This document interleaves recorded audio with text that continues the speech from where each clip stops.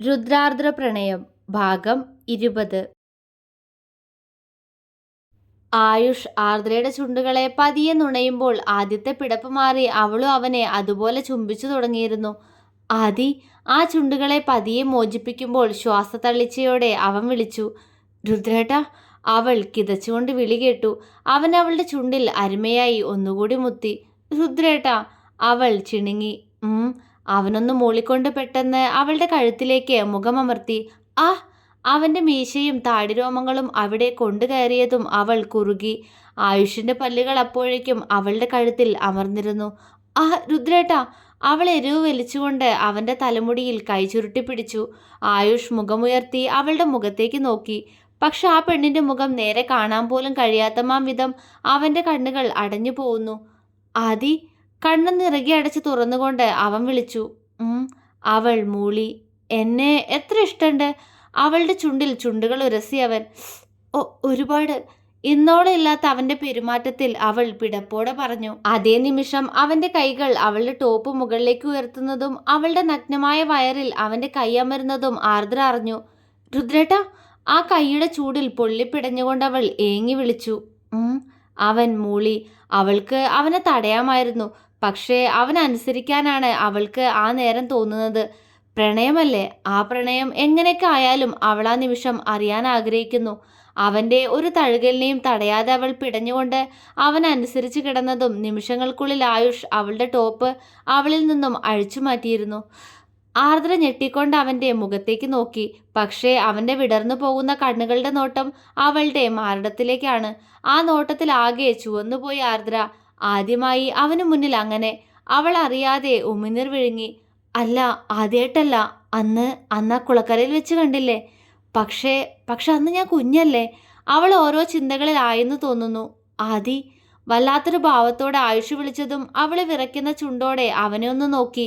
പക്ഷെ അപ്പോഴേക്കും അവളുടെ മാറിടത്തിൽ അവൻ്റെ മുഖം അമർന്നിരുന്നു. ആ രുദ്രേട്ടാ. അവൾ ബെഡിൽ ഒന്ന് വളഞ്ഞുപോയി. പക്ഷേ അവൻ്റെ ചുണ്ടുകൾക്കൊപ്പം ആ നാവ് കൂടി അവളിൽ അലഞ്ഞതും ആർദ്രയുടെ കണ്ണുകൾ ആദ്യമായി അറിയുന്ന അനുഭൂതിയിൽ അടഞ്ഞുപോയി. അവളിലെ ഇന്നർ അഴിഞ്ഞു മാറുന്നതും താൻ അർദ്ധനഗ്നയാവുന്നതും അവൾ അറിഞ്ഞു. കണ്ണ് മിഴിച്ചുകൊണ്ട് അവൾ പെട്ടെന്ന് മാറിടം മറച്ചു പിടിക്കാൻ ശ്രമിച്ചെങ്കിലും സ്വയം കീഴ്ചുണ്ട് കടിച്ചു പിടിച്ചൊരു ചിരിയോടെ അവളുടെ ഇരു കൈകളും ബെഡിലേക്ക് അമർത്തി വെച്ച് അവളുടെ ഉടലിലേക്ക് അമർന്നിരുന്നു ആയുഷ്. ഇരുവരും ഒരുപോലെ വിറച്ച നിമിഷം ആയുഷിൻ്റെ മുഖം അവളുടെ നഗ്നമായ മാറിടത്തിൽ എന്തോ തേടാൻ തുടങ്ങിയിരുന്നു. അവളുടെ പിടപ്പുകൾ എപ്പോഴോ നിന്നു. അവൻ്റെ ചുണ്ടുകൾ എന്തെല്ലാമോ അവിടെ ചെയ്യുമ്പോൾ ബെഡിൽ മുറുകിയ അവളുടെ വിരലുകൾ അവൾ അവൻ്റെ കൈവിരലുകളിൽ കോർത്തു പിടിച്ചു. രുദ്രേട്ടാ. മന്ത്രണം പോലുള്ള അവളുടെ ശബ്ദം. ആയുഷ് അവളിൽ നിന്നും കൈമോചിപ്പിച്ചുകൊണ്ട് അവളുടെ മാറിടങ്ങളിലെ മാർദ്ദവം അറിഞ്ഞുകൊണ്ട് പതിയെ താഴേക്ക് നീങ്ങി. അവളുടെ നഗ്നമായ ഒട്ടിയ വയറിൽ അവൻ്റെ ചുണ്ടുകൾ അമരുമ്പോൾ അവളുടെ കൈകൾ അവൻ്റെ തലമുടിയിൽ മുറുകെ പിടിച്ചു. വയറിൽ നിന്നും പൊക്കിൾ ചുഴിയിൽ അമർന്നു പോകുന്ന അവൻ്റെ ചുണ്ടുകൾ. അവിടെ നിന്നും താഴേക്ക് വസ്ത്രങ്ങൾ നീക്കാൻ ശ്രമിക്കുന്നവൻ്റെ ആ നീക്കത്തിൽ ആർദ്ര ഞെട്ടിപ്പോയി. വെപ്രാളത്തോടെ അവൾ ബെഡിൽ ചാടിയിരുന്നു. രുദ്രേട്ടാ. എന്താ ചെയ്യുന്നത്. വേണ്ട. അവൾ പേടിയോടെ പറഞ്ഞു. എനിക്ക് വേണം ആദി. നിനക്കെന്നെ ഇഷ്ടല്ലേ. പിന്നെന്താ. അവൻ കുഞ്ഞു കുട്ടികളെപ്പോലെ കവിൾ വീർപ്പിച്ചു പറഞ്ഞു. എന്നാലും ഇതൊക്കെ ഇപ്പൊ വേണ്ട. ഞാൻ പൊക്കോട്ടെ. അവൾ സംസാരിക്കുമ്പോഴും അവൻ്റെ നോട്ടം അവളുടെ അർദ്ധനഗ്നതയിലാണെന്ന് കാണവേ വിക്കിക്കൊണ്ട് ചോദിച്ചവൾ. പോണ്ട. അത്രയും പറഞ്ഞവൻ അവളെ ബെഡിലേക്ക് തന്നെ തള്ളിക്കിടത്തിയതും ഒപ്പം അവളുടെ ചുണ്ടിൽ അമർത്തി ചുംബിച്ചിരുന്നു. ആദി. നീ ഒരുപാട് വളർന്നു പോയല്ലോ.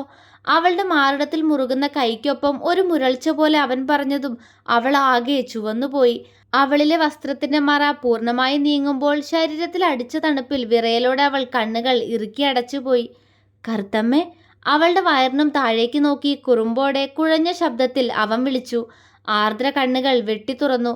പക്ഷെ അപ്പോഴേക്കും വർഷങ്ങളായി അവൻ്റെ ഉറക്കം കളയുന്ന അവൻ ഏറെ മോഹിപ്പിച്ച ആ മറുകിൽ അവൻ്റെ ചുണ്ടുകൾ അമർന്നു കഴിഞ്ഞിരുന്നു. ആ രുദ്രേട്ടാ. അവൾ വിക്കിക്കൊണ്ട് വിളിച്ചു. ഒരു മൂളൽ മാത്രം മറുപടി നൽകിക്കൊണ്ട് അവൻ്റെ മുഖം പിന്നെയും അവിടെ ആകെ എന്തെല്ലാമോ ചെയ്യുന്നു. ആ പെണ്ണിനെ ആകെ പരവശപ്പെടുത്തി വിയർത്തു കുളിപ്പിച്ചവൻ അവളിൽ നിന്ന് ഉയർന്ന് അവൻ്റെ വസ്ത്രങ്ങൾ പൂർണ്ണമായും അവനിൽ നിന്ന് നീക്കുമ്പോൾ ആദ്യമായി കാണുന്ന അവൻ്റെ നഗ്നതയിൽ അവൾക്ക് ആകെ വെപ്രാളം തോന്നി, ഞെട്ടല് തോന്നി. പക്ഷേ അവളിലേക്കുള്ള പൂർണ്ണ യാത്രയിലേക്ക് കടക്കുന്നവൻ്റെ ശരീരം അപ്പോഴേക്കും വല്ലാതെ ചൂട് പിടിച്ചിരുന്നു. രുദ്രേട്ടാ. വേണ്ട. വേദനയിൽ അവൾ കരഞ്ഞുപോയി. ഏയ് ആദി, രുദ്രേട്ടനല്ലേ, ഒന്നുമില്ല. ആ കരച്ചിൽ കേട്ടവൻ കുഴച്ചിലോടെ, എന്നാൽ അവളുടെ വിങ്ങലിൽ സങ്കടത്തോടെ പറഞ്ഞു. അവൾ ചുണ്ടു വിതുമ്പി അവനെ നോക്കി. പക്ഷെ അവന് അവളിൽ നിന്ന് മാറാനാവില്ലല്ലോ. വേണ്ട, എനിക്ക് പേടിയാവുന്നു രുദ്രേട്ട, അവൾ അവന്റെ നെഞ്ചിൽ കൈവച്ചുകൊണ്ട് പറഞ്ഞു. പക്ഷേ ആ കൈ പിടിച്ചു മാറ്റിയവൻ അവളുടെ നെറ്റിമേൽ അമർത്തി ചുംബിച്ചു. അവൾ അവന്റെ കണ്ണിലേക്ക് തന്നെ നോക്കി. ഐ ലവ് യു ആദി. ആ ചുണ്ടിലേക്ക് ചുണ്ട് ചേർക്കും മുന്നേ അവന്റെ വായിൽ നിന്നും ഒരിക്കൽ കൂടി അവൾ അങ്ങനെ കേട്ടു. ചുണ്ടുകൾ പരസ്പരം വീണ്ടും ഇണചേരുമ്പോൾ അടിവയറ്റിൽ ഉയരുന്ന നോവിൽ ആർദ്രയുടെ കണ്ണുകൾ നിറഞ്ഞൊഴുകി. അവളുടെ കൈകൾ ബെഡ്ഷീറ്റിൽ മുറുകി. ആ വേദന എപ്പോഴോ കുറഞ്ഞു വരുമ്പോൾ ഇരുവരുടെയും സീൽക്കാരം ആ റൂമിലാകെ അലയടിച്ചിരുന്നു. ഒടുവിൽ ആ പെണ്ണിനെ പൂർണ്ണയാക്കിക്കൊണ്ട് വെട്ടിവിറച്ച ദേഹത്തോടെ അവളിലേക്ക് തന്നെ അവൻ തളർന്നു വീണു.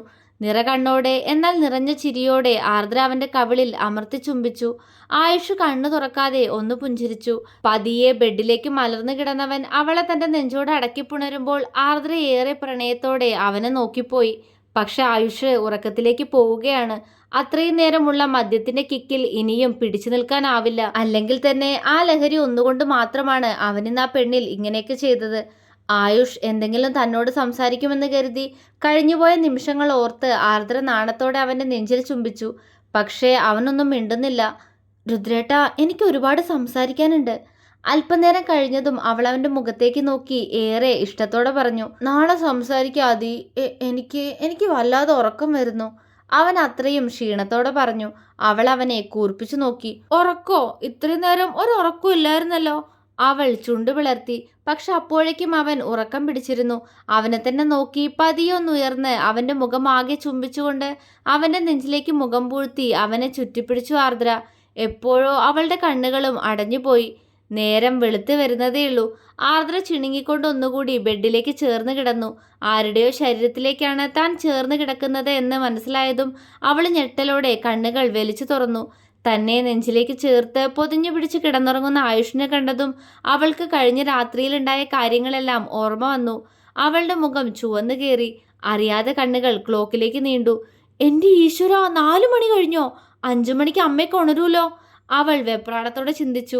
അവന്റെ കൈകളെ പതിയെ വേർപെടുത്തി അവൾ ബെഡിൽ എഴുന്നേറ്റിരുന്നു. അവനെ നോക്കി അവൾക്ക് അവന്റെ കോലം കണ്ട് ആകെ വല്ലാത്ത ചമ്മല് തോന്നി. അവൾ പെട്ടെന്ന് അവനിൽ നിന്നും നോട്ടം മാറ്റി.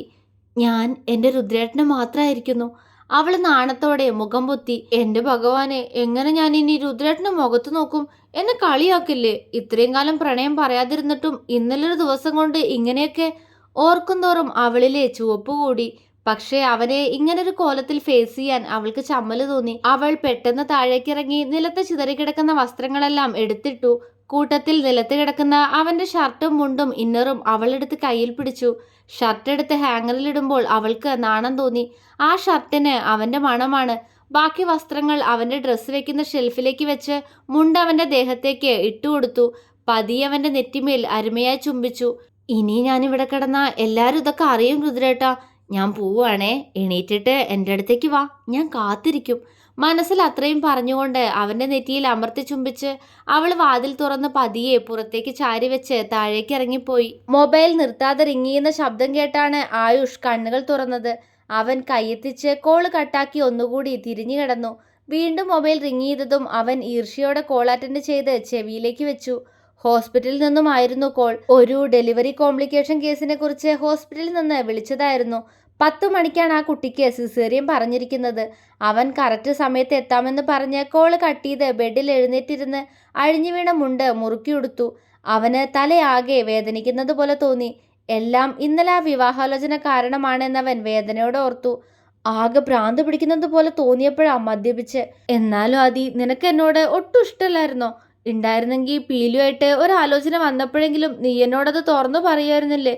എല്ലാം എൻ്റെ തെറ്റായിരുന്നു. അവളെ സ്നേഹിക്കരുതായിരുന്നു, പ്രാണനായി കാണരുതായിരുന്നു. അതുകൊണ്ടല്ലേ ഇപ്പോൾ ഈ വേദന? അവൻ്റെ കണ്ണ് നിറഞ്ഞു.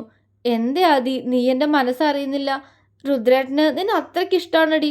കണ്ണുകൾ കാഴ്ചയെ മറച്ചതും അവൻ കണ്ണമർത്തി തുടച്ചുകൊണ്ട് ഹെഡ് ബോർഡിലേക്ക് ചാഞ്ഞിരുന്നു.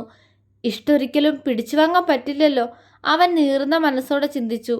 അപ്പോഴും മദ്യലഹരിയിൽ നിൽക്കുന്ന തൻ്റെ റൂമിലേക്ക് അവൾ വന്നതോ തന്നോട് പ്രണയം തുറന്നു പറഞ്ഞതോ അവളെ എല്ലാ അർത്ഥത്തിലും താൻ സ്വന്തമാക്കിയതോ ഒന്നും അവന് ഓർമ്മയുണ്ടായിരുന്നില്ല. വിരഹത്തിൻ്റെ കണ്ണുനീർ കുടിക്കാൻ വിധിക്കപ്പെട്ട 2 പേർ. തുടരും.